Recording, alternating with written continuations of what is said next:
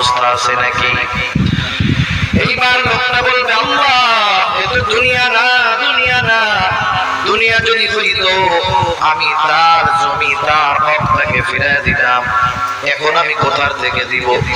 এইবার অভিযোগকারী বলবে, আল্লাহ ঠিক আছে, এটা তো দুনিয়া না। দুনিয়ায় আমার সম্পদ সে দখল দিয়েছিল, আজকে আমার সম্পদের প্রয়োজন নাই, সে আমার দুনিয়ার হকটা তার নেকির দ্বারা মিটায় দে।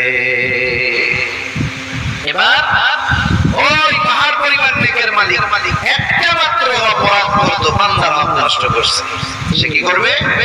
নেকি থেকে নিয়ে একজনের হক আদায় করবে। যারা যারা মানুষের হক নষ্ট করে এরা একজনের করে না, বহুজনের করে, ঠিক কিনা বলে?